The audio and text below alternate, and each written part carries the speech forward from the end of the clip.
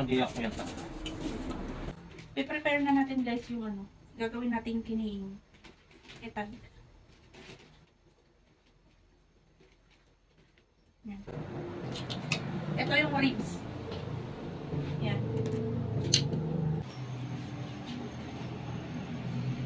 Isasalang na natin mamaya. Aapoyan na natin.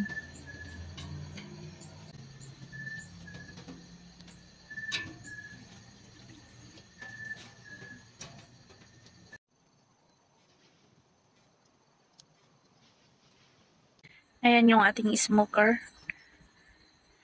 Napausukan na natin. So, check natin yung apoy dito. Ayan. Dapat ganyan lang kalakas yung apoy, guys. Kasi yung ano, yung usok lang talaga magluluto dyan. Dapat hindi siya malakas. Magdamag natin ano yan. Papuusukan. Tapos, bukas ng umaga, or bukas ng tanghali, ganun, iha-harvest na.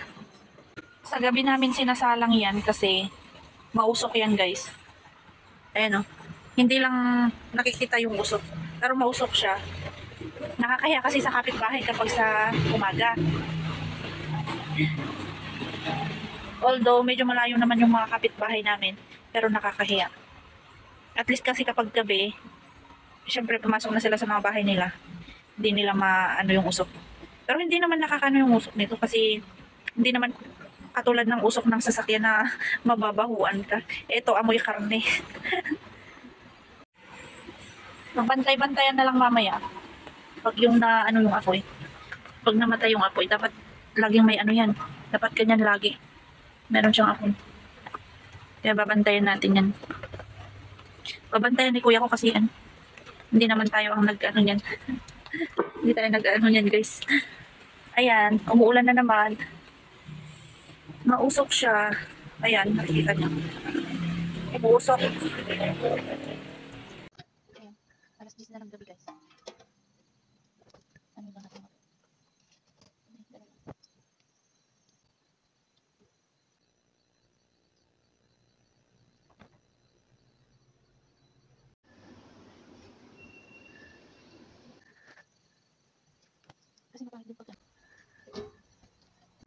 Time check.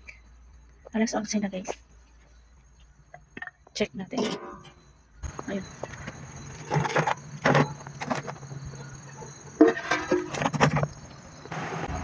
Ayan. Umapoy na.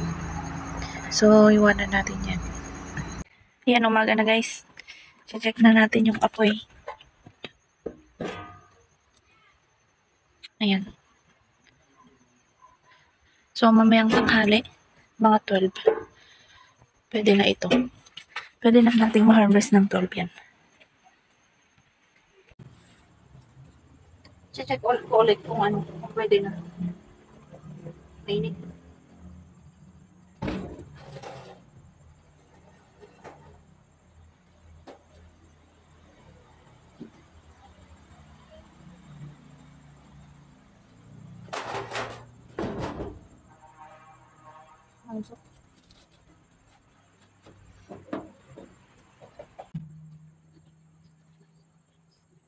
Check na natin, guys.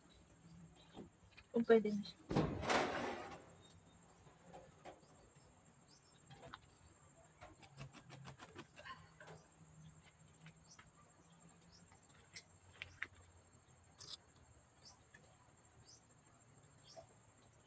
Pwede na. Pwede na siya. Ito lang.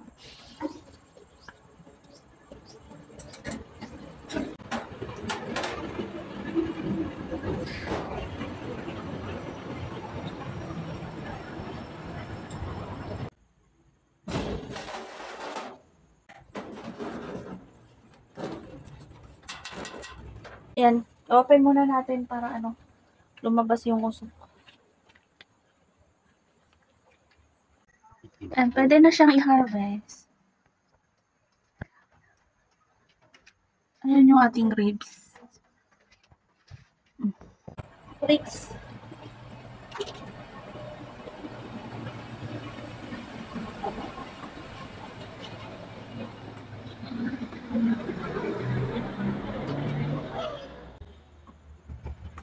Mausok.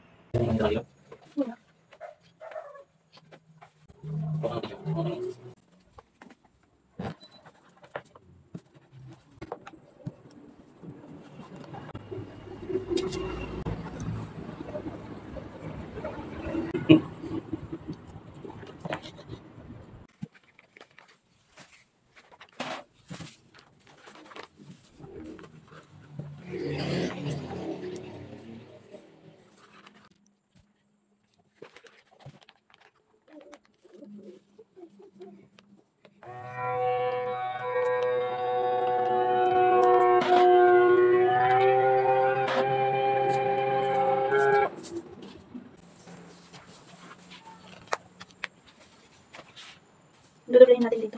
Naisig.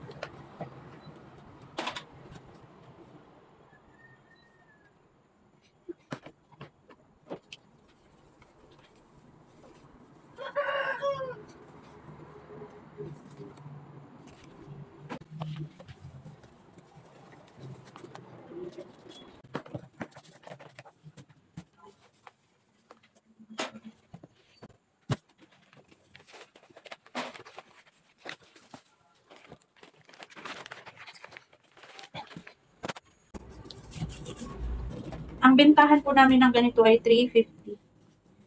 Kasi mahal po ang karne ng baboy sa amin. Tapos kapag inano mo pa kasi, pag sinalang mo sa smoker, nagbabawas po ng timbang yan. Lalo na kapag yung karne natin ay mataba. Tumutulo yung mantika ng pag nasa loob ng smoker. Kaya nagbabawas din yung timbang. Kaya kailangan mo din mag-adjust sa timbang kapag nag-repack ka na. Kasi ang halos kalahati din ang nababawas kapag na ano na-smoke na natin.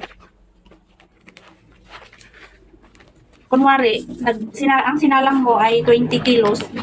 Ang ma-harvest mo lang doon ay nasa 15 or 17 ganun, kilos. Kaya kapag nag-repack ka, adjust mo din yung timbang.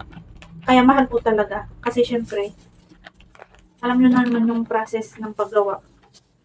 Mahirap din. Kaya din siya mahal. Hindi ito nagba-vacuum, kaya ito, dito natin bina-vacuum, dito natin sinisil. Double seal dito. Kasi maganda yung pang-seal nito eh. Ito na po ang ating finished product. Lalagyan pa natin yan ng sticker. Ito ang ating ribs. Ayan. Ribs. So, ito po ay meron na pong nag-order dito. Kasi gumagawa lang po kami kapag may nag-order. Order na po lahat yan. So, kung gusto nyo din po mag-order, pwede din naman po. Papa-LBC natin yan. Ang isang pack po nito ay 350. Sa ribs po ay 320. 320 po ang ating ribs. And 350 po sa ating kiniing. Yan lang. Yan daw ito.